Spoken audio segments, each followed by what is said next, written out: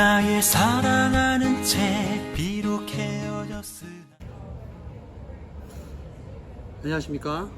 오늘은 내가 사랑하는 책 중근동의 눈으로 읽는 성경에 대해서 여러분과 함께 나눠보도록 하겠습니다. 이 책은 중동의 선교사로서 사역하셨던 김동문 선교사님이 중동 지역에서 10년 넘게 20년 넘게 이 중동 지역을 여행하시면서 또 중동의 문물과 또 자연과 이런 것들을 이제 또 통해서 중동의 시각으로 성경을 바라보는 그러한 책입니다. 이 책은 그림이 많이 나와 있습니다. 마치 만화책처럼 그림과 또 중동의 유익한 그런 일러스트레이션들, 또 경치들, 또 식물, 여러 가지 복장, 이런 것들을 이제 단지 글로만 설명하는 것이 아니라 시각적으로 설명을 해 주시기 때문에 그래서 이제 굉장히 쉽고 또 성경을 읽는데 유익한 그러한 책이라고 볼 수가 있습니다. 그래서 여러분 모두에게 추천하고 싶은데요. 저도 이제 고등학교 때 예수님을 영접하고 대학생 때부터 본격적으로 성경을 좀 열심히 읽기 시작했는데요. 성경이 참 어렵더라고요. 그래서 어떻게 성경을 공부할지 사실은 좀 힘들었는데 대학교 1학년 때인가요? 초등학생들을 위한 성경 만화가 있었어요. 그래서 그 성경 만화를 쭉 읽으면서 성경에 대한 전체적인 그 그림을 이해했던 그런 기억이 있습니다. 이 중근동의 눈으로 읽는 성경은 신약편과 구약편이 있는데요. 오늘 제가 읽은 파트는 구약편입니다. 이 구약편에는 우리가 구약을 읽으면서 사실은 알기 어려운 그런 또 이해하기 어려운 내용들이 많이 있는데 실질적으로 이 책을 읽으면서 많은 도움을 받으실 수가 있습니다. 제가 몇 가지 좀 여기에 나와 있는 좋은 내용들을 여러분께 설명을 드리고자 합니다. 아브람과 이삭이 이제 모리아산에 이삭을 제물로 바치기 위해서 이제 장작을 실어서 종들과 함께 아브람과 이삭이 출발하는 그 과정이 나와 있는데요. 여기 보면은 중동의 여러 가지 문화와 또 지리에 대해서 나와 있어요. 부엘세바라는 곳에서 아브람과 이삭이 살고 있었는데 모리아산까지 가는 여정이 70km 정도의 거리였다고 해요. 그래서 3일 길로 그 길을 걸어갔는데 나귀에 이제 그 당시에 번제를 드리기 위해서 이제 땔감을 가지고 가야 했다고 합니다. 땔감은 한 100kg 정도 무게가 나갔고 그래서 나귀가 싣고 갈 수 있는 그런 엄청난 그러한 최대의 무게였다고 해요. 거기에다가 3일 길을 갔기 때문에 아브라함과 이삭이 먹을 양식과 또 생필품들이 같이 싣고 갔어야 하니까 사실은 이 여정이 그렇게 간단한 여정이 아니었다라는 것을 알게 됩니다. 그리고 모리아산까지 그 이제 올라가는 여정에 있어서 한 이제 꽤 높이가 800m의 높이가 되었다고 해요. 그래서 그 이삭이 침묵하면서 아버지를 따라서 그 길을 걸어갔을 것이라고 하는 그러한 그 가정을 해본다면 이삭의 침묵 그리고 이삭이 그 길을 올라가면서 어떤 생각을 했을지에 대한 부분들도 이 책에 재미있게 기록이 되어 있습니다. 우리가 자연재해로 많은 사람들이 목숨을 잃고 또 가족이 해체되고 삶이 무너지는 장면을 보면서 우리는 쉽게 너무나 하나님의 심판이라는 결론을 너무 빨리 내어버리게 되는데요. 이 책에서 저자는 우리가 이해할 수 없는 고난이 닥칠 때 어떠한 마음에서 우리가 성경을 바라봐야 되는지에 대해서도 우리에게 이야기를 해주고 있습니다. 단순히 이 책은 성경의 지리, 문물, 자연 이런 것들만 이야기하는 것이 아니라 구약 성경을 우리가 전반적으로 어떤 관점에서 봐야 할지에 대해서도 굉장히 유용한 그러한 내용들이 있기 때문에 여러분에게 적극적으로 추천을 해드리고 싶어요. 또 재미있는 내용들이 이 책에 많이 나와 있는데요. 또 몇 가지만 소개를 해드리도록 하겠습니다. 성경에 보면 좌로나 우로나 치우치지 말라라는 이야기가 있어요. 이러한 좌로나 우로나 치우치지 말라는 말은 뭐 몇 가지 다른 의미로 해석이 될 수 있는데, 특별히 출애굽 이후에 미디안 광야에서 이들이 생활을 할 때 이 미디안 광야 사람들은 서쪽 지역에 있는 이집트 애굽 문명과 또 동쪽 지역에 있는 바벨론 문명 사이에 끼어서 사실은 어떻게 보면 줄타기를 하면서 살아야 됐던 그러한 운명이었다라고 합니다. 특별히 애굽 문명은 굉장히 안정적이고 또 풍요로운 그런 농경 문화였고, 또 오른쪽에 동쪽에 있는 바벨론 문명은 이제 좌우 동서남북에 적들이 계속 이제 공격을 하는 그런 상황 가운데 있었기 때문에 이 바벨론 문명과 애굽 문명은 굉장히 큰 차이가 있었다고 해요.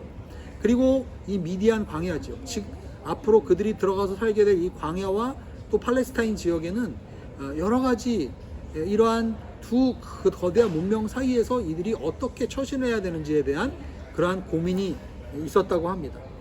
그래서 우리가 어떠한 두려움 상황 가운데서도 어떠한 거대한 이 세상의 어떤 권위에 대해서 우리가 하나님의 백성으로 어떠한 마음과 어떠한 자세로 우리가 살아가야 하는가에 대한 내용들도 나와 있습니다. 사사기에 보면 이제 왼손잡이 사사 에훗이 나오는데요. 이 왼손잡이 사사 에훗이 사실은 이 성경에 보면은 이 에글론 사람이 이제 에글로 사람의 왕이 이제 다락방 문이 잠겼을 때 몰래 들어가서 그 왼손잡이로서 칼을 가지고 들어가서 이 에글론 왕을 죽이는 내용이 사사기의 3장에 나옵니다. 그런데 거기 보면은 분명히 왕이 서늘한 방에서 그의 발을 가리우신다 하여 신하들이 곧바로 들어가지 않아요. 사실 우리는 이 서늘한 방에 그의 발을 가리운다는 그 말이 사실은 우리가 잘 모르죠. 그런데 중동에서 살고 있는 사람들 당시에 이 문화를 보면은 지금도 우리가 중동의 남자들을 보면은 이 하얀색 통으로 된 긴 옷을 우리 중동 남자들이 입고 다니잖아요.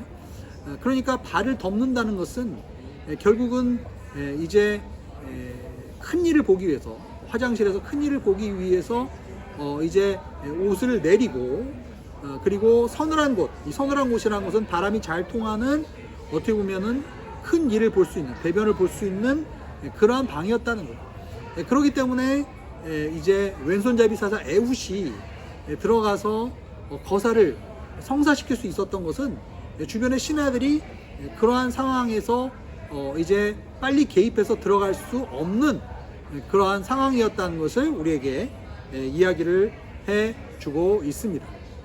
마지막으로 한 가지만 더 말씀을 드려볼까요? 성경에 보면 엘리야가 이세벨과 이제 이세벨의 위협을 받아서 이 갈멜산에서 큰 기적을 경험한 이후에 이제 피신을 가게 되죠.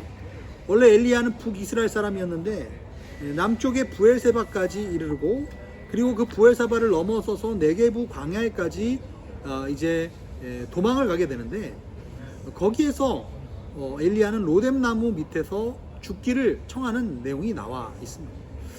여기 보면 성경에 여러 가지 나오는 나무들에 대해서 이야기를 하고 있는데요. 우리가 알고 있는 종려나무, 우리 중동에, 우리 아부다비에도 많은 대추야자 나무가 종려 나무죠. 그리고 중동에는 또 시띠나무라고 해서 굉장히 그늘이 널찍한 그런 나무가 또한 있어요. 아울러서 떨기나무도 있고요. 그리고 로뎀나무가 중동에서 많이 존재하는 나무입니다. 근데 로뎀나무는 사실은 사람이 그 밑에서, 그늘 밑에서 사실은 살 수 없는 그러한 나무입니다. 결국은 엘리야가 로뎀나무 밑에 있었다는 것은 그가 거기에서 쉬고 살기 위해서 로뎀나무 아래 내려간 게 아니에요. 우리는 일반적으로 생각할 때 성경에서, 우리 교회에서 로뎀나무 밑이라고 생각하면 굉장히 편안하고 쉬운 안식처로 생각하는데, 사실은 로뎀나무 밑은 엘리야가 죽기를 각오하고 이제는 살 소망을 잃어버려서 죽으려고 했던 그러한 장소라고 이 책에서는 이야기를 하고 있습니다. 어떻게 보면 우리가 로뎀나무에 대해서 조금만 더 잘 이해한다면, 엘리야가 이러한 심정에서 결국은 나아가지 않았을까, 이런 생각을 하게 되죠. 그렇기 때문에 우리가 이러한 이 책들의 내용을 읽어보면서 참으로 성경의 이 문화와 또 자연과 여러 가지 지리, 이런 것들을 우리가 중동 사람의 눈으로 성경을 살펴본다면 성경을 더욱더 입체적으로 재미있게 또 그리고 훨씬 더 가깝게 이해할 수 있는 계기가 된다라고 할 수 있습니다. 특별히 우리가 중동에 살고 있기 때문에 여러분들 이 책을 읽으면서 우리가 그냥 무심코 지나쳤던 여러 가지 나무라든지 또 사람들의 의복이라든지 사람들의 의식 문화, 식당에 가서 우리가 또한 경험하게 되는 이러한 부분들을 보면서 사실은 우리가 좀 더 성경을 우리의 삶에 가까이서 좀 더 가깝게 이해할 수 있는 그런 좋은 계기가 될 수 있을 것이라고 생각합니다. 여러분에게 일독을 추천드리고요. 그리고 아마 제가 추천해드린 책 중에서 제일 빨리 한 자리에서 금방 쉽게 읽을 수 있는 좋은 책이기 때문에 여러분에게 추천을 권유해 드립니다. 중요한 질문을 여러분들이 하시는 분들이 있어요. 근데 목사님 이렇게 좋은 책들을 추천해 주시는데 이 책을 사고 싶어도 이 아부다비에는 서점이 없습니다. 어떻게 이런 책들을 살 수 있나요? 이렇게 물어보신 분. 여러분들 생명의 삶 주문할 때 혹시 여기 나의 사랑하는 책에 나와 있는 이 책들을 읽기를 원하시는 분들은 교회에다가 신청을 해주시면 저희가 생명의 삶을 교회 배송 주문할 때 함께 그 책을 배달해서 여러분에게 전달해 드릴 수가 있습니다. 여러분 그 나의 사랑하는 책을 프로를 보시면서 이 책은 내가 꼭 읽어보고 싶다. 이 책을 함께 한번 살펴보고 싶다라고 하시는 분들은 꼭 저희에게 연락을 해주시면 저희가 그 다음 달에 주문을 내서 여러분에게 그 책을 읽으실 수 있도록 이제 주문을 해드리겠습니다. 여러분들 혹시 이 그림의 떡이다. 이 책에 대해서 소개만 받았지 읽을 수는 없구나 이렇게 생각하시지 마시고 혹시 관심이 있으신 분들은 교회에다가 언제든지 문의해 주시면 저희가 바로는 아니지만 한 달 뒤에 여러분께 이 책들을 배송해 드릴 수 있도록 하겠습니다. 네, 여러분 감사합니다. 오늘은 아부다비 루브르 박물관에 있는 커피숍에서 여러분과 함께 이 내용을 나눴습니다. 저는 여기 있는 커피 한 잔을 마시고 그리고 집으로 돌아가도록 하겠습니다. 여러분 한 주간 안녕히 지내십시오. 감사합니다.